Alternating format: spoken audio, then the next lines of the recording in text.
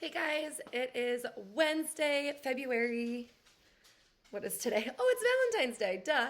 Wednesday, February 14th. Welcome back to What's Up Wednesday. I am your host, Brittany McAllister. We are located here in Omaha, Nebraska. And this afternoon, I am on mom duty. So this is going to be a nice, quick What's Up Wednesday. We're going to get you the market update, the facts, what's going on. And if you hear a baby or a dog, just ignore that. Okay, so actually, kind of interesting. This week over last week, there was like a tiny increase in houses. So, if you watched last week, there were 441 existing houses for sale, and today there was 445. So, four more than last week. And then the completed new construction, there was actually two less. So it ended up being there was about two houses more this week over last week. So for the first time, based on the numbers we've been pulling in Douglas and Sarpy County, week over week, this was the first week where we saw it hold and it didn't decline in the active inventory. So what that tells me is that there's more listings coming on the market and that inventory is starting to hopefully pick up again, which is kind of the plan. That's what we have been hoping for, because in our market right now, multiple offers are a thing. So if you are a home buyer and you are looking under 350, goodness, even under 400, like we are seeing multiple offers. We are in that world again. So there's just so many important things. And honestly, maybe this time next week, we will do next week's What's Up Wednesday. We will dive into just some important things about multiple offers and how you can make your offer stand out. I know a couple of our clients right now have lost out to multiple offers, and it is like, it's heartbreaking because you tie yourself to this house and you're so excited and you make an offer and you put yourself out there, and if you don't get it, obviously that little bit of rejection, it hurts, and it's sad to not get the house that you pictured yourself in.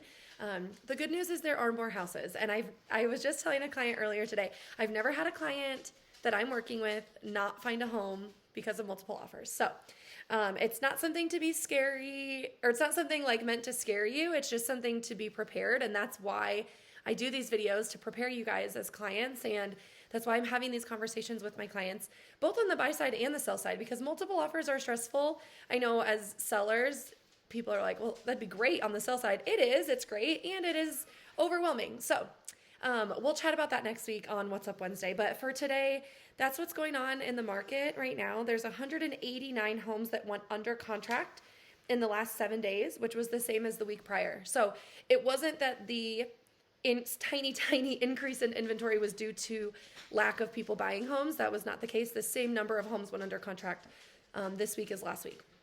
So pretty cool. I think that is just something to note. My no dumb question for the day is new construction. So yesterday, or this afternoon, I got to sit on a panel about new construction, and I love new construction. I have worked in new construction for many years now, and so I'm very familiar with the process. Of course, each builder has different processes, and there's different kinds of building. If you're buying a spec home, or you're going to go through a process like a semi-custom or a custom home build, all of those different processes, but the basic structure of new construction is the same. The way you build a house is essentially the same. And so I know a lot about the process. And so my question for today that I've had clients ask is, if I'm building a new home, how quickly do I have to start my loan? And I think that's a really good question. As any type of home purchase situation, we always start with pre-approval. And especially in the new construction world, because of the way that taxes get figured out, it's so important to get pre-approved before we ever even start looking at new construction. It's important that we know, what is our budget? What's our max? How much are we willing to spend? Because that also depends, or will determine the builders that are on the table for us, is who's in our budget and who can build what we want for the budget that we have. So number one is get pre-approved. And the other thing that's good about that is they'll be able to walk you through, like I said, the taxes and how that works. So it's good to get pre-approved up front. Now, the loan process doesn't necessarily start that exact moment that you decide to go with new construction. Typically, they lock your rate in about, goodness, I think the max is 75. Sometimes some people have 90. There's different programs out there, but the best rate usually is locked 60 to 75 days before closing. And so as long as the builder is holding the construction loan, the process on the buy side is actually the exact same as it would be if you were buying an existing home. So you're just going to go through the loan process just as you would.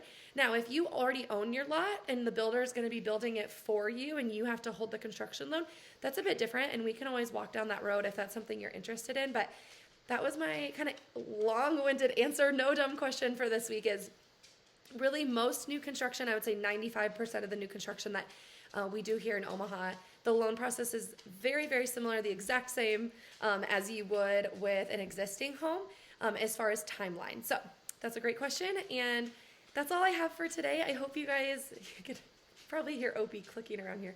I hope you guys have a great rest of your week. Keep sending in the no dumb questions. Keep reaching out.